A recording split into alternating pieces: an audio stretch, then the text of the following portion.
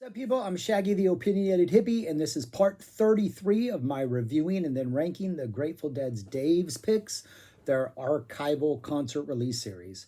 Number 33, this is a complete show from October 29th, 1977, and this is one of those shows, people. This is one of those shows. The magic of 1977. Dead are at their peak, just like they were in 72, just like they were in 74. They're back definitely in peak form at this point, but they're in their like two drummer peak. Everybody's locked in. They know what they're doing as a band. They have a whole bunch of new songs to explore. They explore several of them here. The drummers are locked in. Phil is all over the place in this show in the best way possible. Very jazzy, all over the map, experimental type Phil. And Jerry is a beast. This is Jerry beast mode show.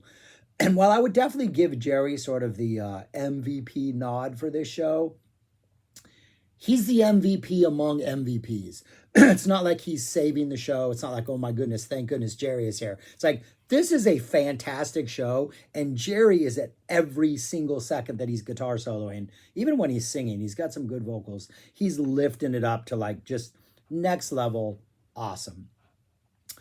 First set is entirety on CD1. So the first set is CD1.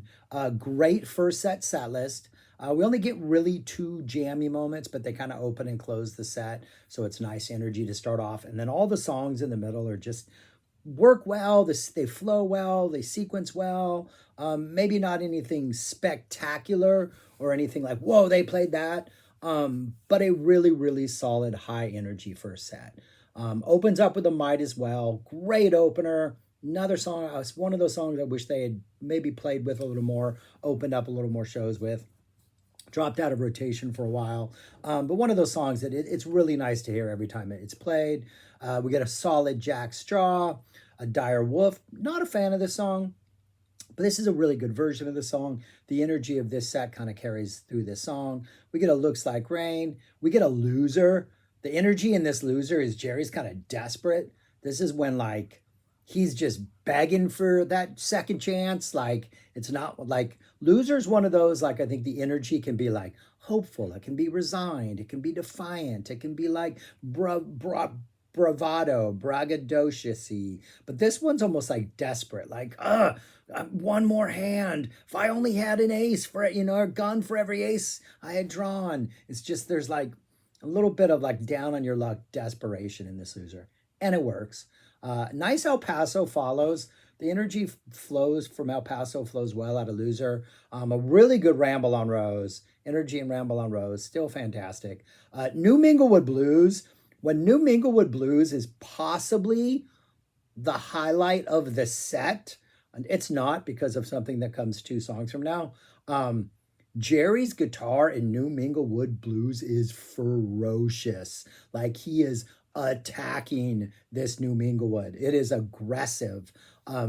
Utterly just lifts this New Minglewood to like almost must-hear status for a New Minglewood. We get a nice It Must Have Been the Roses, and then we close out with a super jammy Let It Go. It's one of those Let It Grows in which kind of going into like Fish territory in the jam, or anytime a melodic idea pops up and Jerry's playing, everybody follows that melodic idea, or Phil will do a little melodic idea on the bass and Jerry and the band follows that. So it has that sort of like really extended flowing jam in the middle. Excellent Let It Grow. Just a ridiculously strong first set. Like set list is good, performances are good, energy is good, and Jerry's guitar playing is next level. And a lot of times you get these high energy first sets and you're like, man, can they maintain it through the second set? We got a set break. They're going back. They're relaxing. Are they going to lose the energy? They come back out in the second set, and you get the second set is you only get 3 songs on CD2 for the second set, just because you need to keep the continuity of what happens in the rest of the set together. So the rest of the set is on the third set. But it opens up with a Bertha, and it's a pretty strong Bertha. But again, as soon as Jerry starts dropping in for that solo, everything is just like soaring and magnificent and epic feeling. And Jerry is just hitting it hard. Goes into a Good Lovin', not one of my favorite songs, but the Good Lovin' works because the energy is so strong. Then we get a Friend of the Devil. Kind of gets a little sloppy in the Friend of the Devil in the middle. Like I think when it's Keith's turn to like solo, like I don't know if he's just lost in the mix or it's kind of all over the place. But then when it gets around to Jerry solo, Jerry's like, I can save this. And again, we're off on just this epic, soaring Friend of the Devil solo. It works. It's got this weird simmering energy. You know, it would eventually become a first set song, especially now that it's a slow down pace. But it's working here.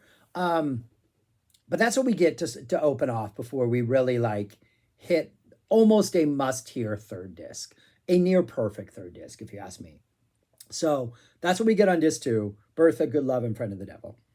Disc 3, we start off with An Estimated Prophet.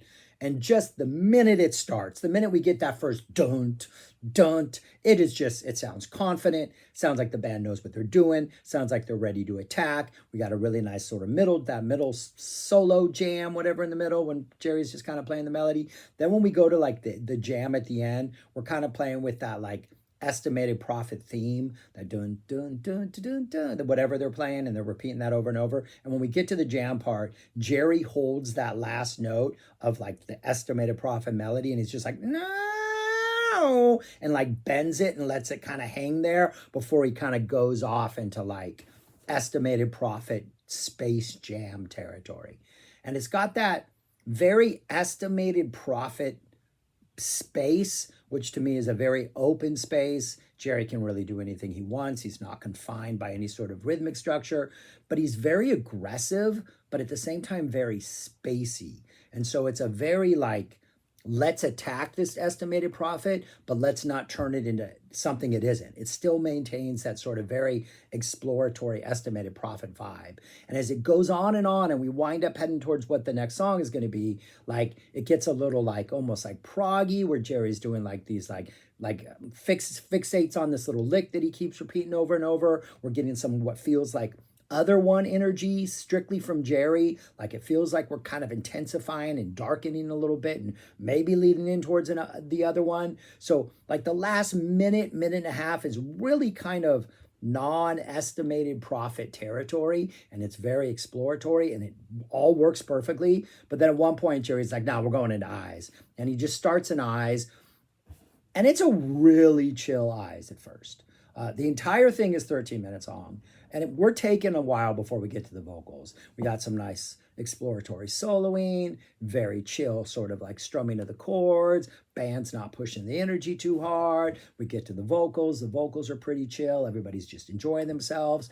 But as soon as it's time for Jerry to solo, we're just off. The aggression is back. He's in that full-on like psych mode, that like late 60s, early 70s attack, when his playing is very just like, to me, it's like the most psychedelic playing he has, when it's just very much, I think of times I was at shows and I was like under the influence of things.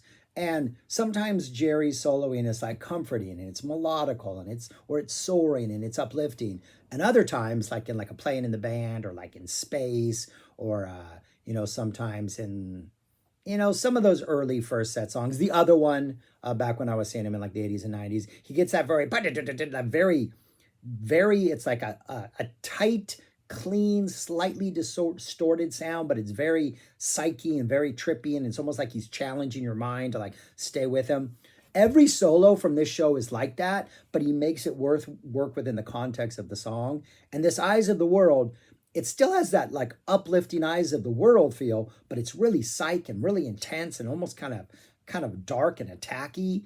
And that's the first solo. We go back into the vocals, then the second solo is even crazier. The whole band's involved. It's all over the place. It's just cascades of just like fills coming at you, and then the drummers are coming at you, then Bob's coming at you, then Jerry's coming at you. It is just like not a wasted second. They are just full on attacking the entire Eyes of the World. And then we get the last verse. We kind of jam out towards the end. Things get crazy again. And we kind of ease our way into a space.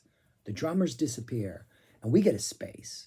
And we get a space that, like, if Frank had recorded this space live, or if like King Crimson had recorded this space live, they would have taken this 7.5 minutes and they could have released it on an album as like its own piece. You know, something like on King Crimson's Red could have been called, where is this? I haven't even mentioned where this show is from. This show is from DeKalb, Illinois. This could have been called DeKalb on a King Crimson CD release, and it would have been amazing. It is such an amazing space. Jerry is pretty much just soloing early on. Then he starts finger picking this little melody. Then it gets kind of exploring all these different areas. It is a space that could be a standalone track. Like the Dead could have called this something like Moondust Horizon, or like Moondust Shadow, or something like weird and spacey, and put it on an album. It would have been a hit. It wouldn't have been a hit, but I think it would have added to an album. It would have worked. It is an absolutely fantastic, it feels like a composed piece of music. It doesn't. You know they're jamming, you know they're improvising, but all the pieces work so incredibly well together. After like 7.5 minutes of that, Jerry starts playing the boop, boom, going into Saint Stephen. And this Saint Stephen is slow. This Saint Stephen is just like, bum, bum, bum, bum, bum, bum. Like it is just like not necessarily a doom. Like it's not like hitting particularly heavy. It's just kind of taking its time and just kind of really kind of lethargic. I'm not even going to say lethargic. That's a bad word. Like the 60s one, the 76 ones almost felt like they were dragging at times. Like when they first brought St. Stephen back, it almost felt like they couldn't get behind it. Like they were just, I don't know, something was weird about it. This one feels purposeful. It feels like, man, we're just going to take our time. And then when they get to the solo section, this solo section in this is just magical. It is just like swirls and cascades and whirlpools of just like sound and music. And they feel like they're just lost in this psychedelic, just like tunnel of just lights, and it is just one of the most magical attacks. And they try to get back to the song to finish up the song, and there's a like this awkward 25 seconds when they're like they aren't doing it, and it almost feels like it's like gonna fall apart. But then it also feels like another band would have done it purposefully. You know the Dead aren't doing it purposely. You know it's not this weird like Fish thing where like you're coming in, then I'm coming in, and we're purposely messing with like jumping back into it because we know we can at one point. No, the Dead are having trouble getting back into like St. Stephen proper, but it works because none of them kind of give up on it, and then they just kind of commit to what they're doing until they all find their space, and then they jump into St. Stephen proper, finish it well, jam it out again well. That eventually goes into as soon as they finish St. Stephen, they don't jam it out. They finish the vocals, and immediately the drums start the doom, doom, doom, doom, doom. They start the Not Fade Away beat. Phil starts bass soloing. We get a couple minutes of like a drum bass duet where they're just going at it. Vocals come in. First solo, super aggressive, super psyche, super attack mode. Like your typical length solo, like the one we would get in like the 80s and 90s. It's not incredibly stretched out. So, it's like maybe minute and a half, 2 minutes, but it's really aggressive and really psyche. They do more vocals, and then they jam that out, and it just gets crazier in that closing jam. It's getting even more psychier and getting just weirder, and they're just pushing the envelope even more. And then they bring it all back down to a Black Peter. And you can feel like the energy in the Black Peter. Like it's not a high energy Black Peter. It's like a low simmer. And like Jerry's just barely like, oh, my friend. I mean, he's barely just delivering this thing. But like the contrast from the high energy from Estimated all the way through Not Fade Away, it's what we need at this point. It works perfectly. Like even that space between like Eyes and St. Stephen, that was definitely bringing the energy down. There were no drums, but you had to pay attention the whole time because it was really cool. And like you didn't feel like you could like check out for any bit. You can't really check out of the Black Peter because it's Black Peter and it's a great song, but you know what to expect. It's there. First solo, the one that's in the middle, really mournful and painful, and Jerry's just like squeezing out those notes.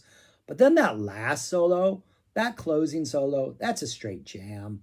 It just keeps going on and on. And every time you think it's going to wrap up, Jerry finds another reason to keep going. And then it just keeps going. And then it just keeps going. And then it just keeps going. But the entire thing has that Black Peter sort of like just kind of melancholy vibe about it. Even though the solo's dark and psyche and out there, you still have that sort of melancholy Black Peter sadness just in your heart while you're enjoying this solo.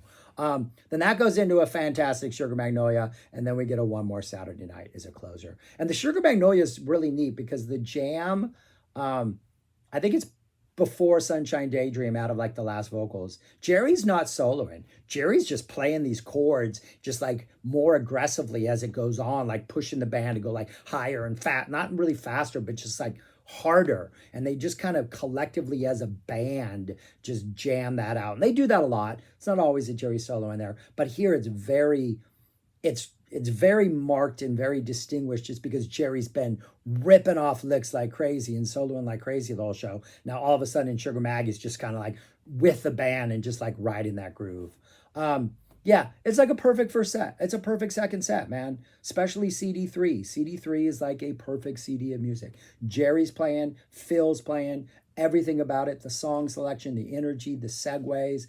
It is an amazing, amazing second set, an amazing concert. It is why, an example, a piece of evidence in the case for 77 arguably being the best year the Dead ever had.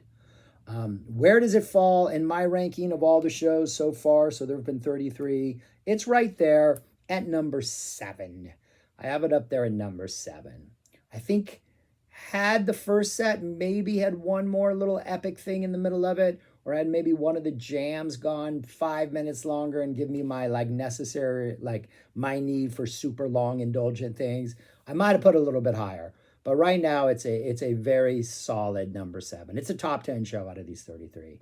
I would understand if people put it higher because it's absolutely ridiculously fantastic. But that's all I got. Thank you for watching. Yeah, I'm almost caught up with the Dave picks. That's pretty exciting.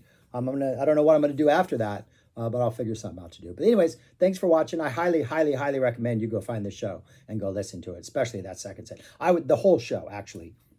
But that run of music from Estimated Prophet all the way through to Sugar Mag, perfect, perfect music. All right, that's it. Thanks for watching. Peace.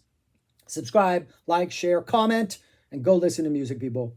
Go listen to all the music. Peace. Talk to you later.